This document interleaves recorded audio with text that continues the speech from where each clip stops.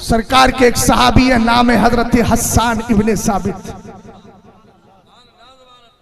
ابھی 2-4 دن پہلے کی بات ہے، ہو سکتا ہے میری کلپ کسی تک پہنچی ہو تو میں کلیئر کر دیتا ہوں. میں اتر دیناج پور کے علاقے میں تقریر کے لیے گیا تھا. پورے دن کنیکٹنگ فلائٹ تھی، سفر کر کر آ کے وہاں سے بھی 250-300 کلومیٹر آگے جا کے صرف لیٹا. فون آیا، حضرت ہر نعت خواہ کو حسان الہند کہہ سکتے ہیں؟ میں نے کہا بابا، جواب میں نے دیا اس کو، اگر ہو سکے تو سن لیجئے گا. وہ کوئی بائی چانس تھا، وہ بائی چوائس نہیں تھا بھیا. میں گیا تھا، تھکا ہارا تھا، نہ میں نے کوئی تیاری کی تھی. میں نے کہا میں تو اتنا جانتا ہوں کہ اعلیٰ حضرت کی زندگی کو میں نے پڑھا ہے، کسی کو کسی کا نائب بتانے کے لیے خوبیوں کو دیکھا جاتا ہے، اور یہ نہیں، اعلیٰ حضرت نے کلام بھی لکھا ہے اور اس کے ساتھ لکھا ہے، اور اعلیٰ حضرت کا کردار بھی اس لائق تھا کہ ہم حضرت حسان ابن ثابت کا نائب ان کو کہے. اور حضرت علامہ عبد المصطفیٰ رضولوی صاحب قبلہ نے اس وقت مجھے بتایا، جواب ماشاءاللہ بڑا اچھا دیا ہے، مگر ایک شعر ملا دیا ہوتا. وہ شعر حضرت آپ نے ہو سکتا ہے کسی موقع پہ سنا ہو، میں تو آرام گاہ پہ تھا، مجھے معلوم نہیں. ہو سکتا ہے حضرت کو ابھی یاد ہے، مجھے وہ شعر یاد نہیں تھا. میں نے حضرت سے کہا حضرت اگر میں تیاری کر کے بیٹھتا تو یقیناً وہ شعر یاد کر کے میں اپنے ذہن میں محفوظ کر کے بول دیتا، لیکن مجھے کیا پتا اچانک کسی کا فون آئے گا، جواب دیا جائے گا.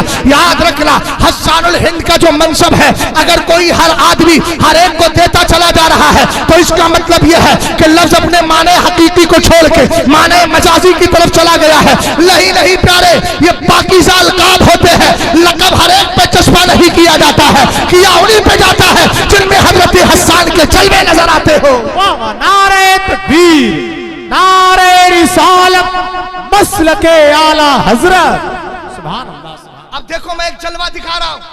حضرت حسان ابن ثابت ہے، کانا رسول اللہ صلی اللہ علیہ وسلم یدعو لحسان ابن ثابت ممبرا فی المسجد فیقوم علیہ. سرکار کی عادت تھی حضرت حسان کے لیے ممبر لگواتے، وہ کھڑے ہوتے، اور کھڑے ہو کے کرتے کیا تھے. ایک دن میرے سرکار نے فرمایا، میرے صحابہ کیا بات ہے، تیر و تلوار سے تم میرا ساتھ دیتے ہو، لیکن جو میری جو لوگ شاعر کر رہے ہیں، قریش کفار قریش کر رہے ہیں، تم اس کا جواب نہیں دیتے. حضرت حسان نے کہا لبیک. آپ بھی بول جائیں سبحان اللہ. سبحان اللہ. میرے سرکار نے فرمایا حسان تم مجھے کیسے نکالو گے. سرکار نے فرمایا نا، ان اللہ اصطفیٰ من ولد ابراہیم اسماعیل واصطفیٰ من بنی اسماعیل کنانہ واصطفیٰ من بنی کنانہ قریشہ واصطفیٰ من قریش بنی ہاشم واصطفانی من بنی ہاشم. اللہ نے جب انتخاب فرمایا تو حضرت ابراہیم کی اولاد سے اسماعیل کا، اسماعیل کی اولاد سے کنانہ کا، کنانہ کی اولاد سے قریش کا، قریش کی اولاد سے بنو ہاشم کا، بنو ہاشم میں سے مصطفیٰ کریم کا. تو سرکار نے فرمایا میں بھی قریش سے، جو کرنے والے بھی قریش سے، مجھے کیسے نکالو گے. حضرت حسان نے کہا سرکار ایسے نکال دوں گا جیسے آٹے میں سے بال کو نکال دیا. یار ایسے جملوں پہ 2-4 لوگ سبحان اللہ. سبحان اللہ. بہت اچھا. عالم صاحب یار آپ بولیں گے نا تو عالم کا معنی دنیا ہوتا ہے، آپ بولیں گے سب کی ترجمانی ہو جائے گی. جی ماشاءاللہ. یہ میرے بہت قریبی دوست ہیں، ہم جماعت ہے اشرفیہ میں، ہم لوگ ایک ہی ساتھ فارغ ہوئے. ماشاءاللہ. اللہ سلامت رکھے. توجہ فرمائیے گا ذرا. حضرت حسان ابن ثابت سرکار علیہ السلام کی بارگاہ میں جس نے ہجو کی، ہجو کا معنی سرکار کے خلاف بھونکنے والا، اسی لیے تو حدیث میں آیا یہجو من قال فی رسول اللہ، جو سرکار کے خلاف بھونکتا تھا حضرت حسان اس کے لیے اشعار تیار کر لیا کرتے تھے.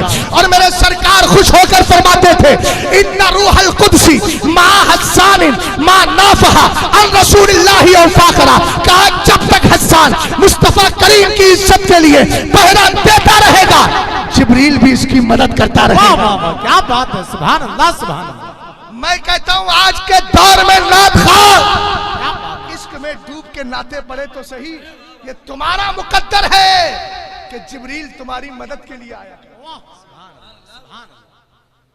دیکھو ذرا غور کرنا، سرکار علیہ السلام کا کرم دیکھیے. سرکار نے حضرت حسان کو چادر دے دی، حضرت کعب ان کو چادر عطا فرما دی، سرکار نے حضرت امام بوسیری کو چادر عطا فرما دی. آج بھی قوم میں 1.5 گھنٹہ مقرروں کی تقریریں ہو جاتی ہے، نذرانہ بڑا مختصر رہتا ہے. شاعر نے صرف ایک بار کہا ان کا منگتا، بس اس کے بعد دیکھیے ماشاءاللہ. اللہ سلامت رکھے. یہ کمال کس کا ہے؟ یہ اصل میں میں اس پر چڑھتا نہیں ہوں, مجھے خوشی ہوتی ہے اس لیے کہ میں جانتا ہوں ان کو سرکار نے دے دیا ہے تو اس نسل کو قیامت تک ملتا رہے.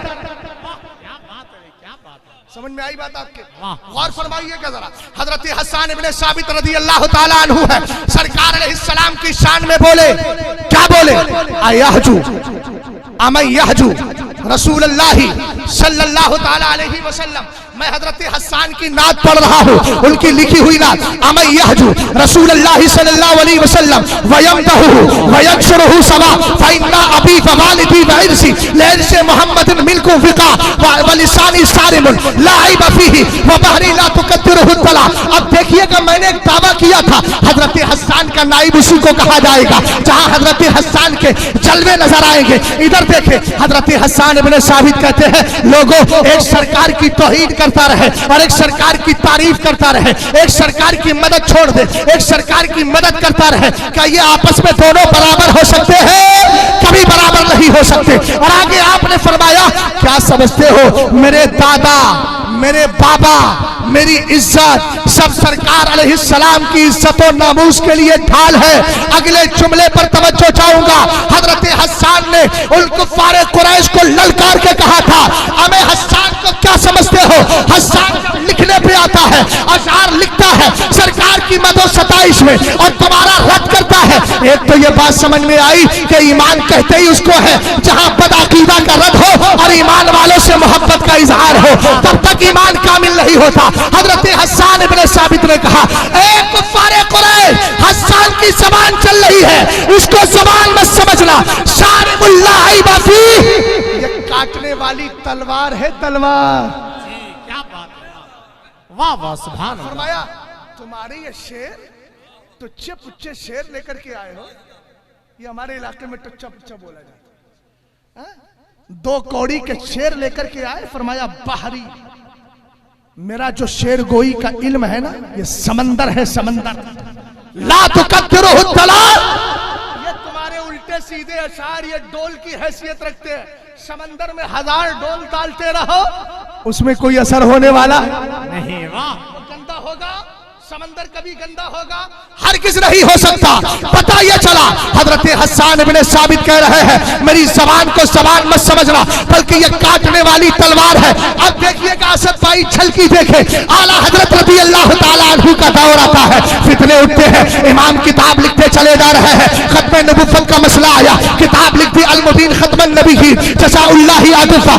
اعلیٰ حضرت کے دور میں جب مسئلہ آیا علم غیب کا, اعلیٰ حضرت الدولۃ المکیہ لکھتے ہیں. اس کے بعد اعلیٰ حضرت کتاب لکھتے ہیں ماہیت العیب, اعلیٰ حضرت رضی اللہ تعالیٰ عنہ کتاب لکھتے ہیں اشاعت العیب, میرے امام کتاب لکھتے ہیں انباء المصطفیٰ بحال سر واقفہ. جب حضرت ابو بکر کی خلافت پہ حملہ ہوا کتاب مطلع القمرین لکھی جا رہی ہے. جب حضرت علی پہ حملہ ہوا کتاب تنزیہ المکانۃ الحیدریہ لکھی جا رہی ہے. جب اللہ رب العزت کے جھوٹ بولنے کا قول کیا گیا تو اعلیٰ حضرت شبان الشکوہ لکھتے ہیں اور لکھنے کے بعد فرماتے ہیں ادھر حضرت حسان نے کہا تھا ہمیں میری زبان کو زبان مت سمجھنا, یہ کاٹنے والی تلوار ہے. بریلی کا امام بولا کل کے رضا ہے خنجر خوخار بالقبار, آتا سے کہہ دو خیر ملائے نہ شر. نعرہ تکبیر, پورا مجمع اپنے ہاتھوں کو اٹھا کر جواب دے.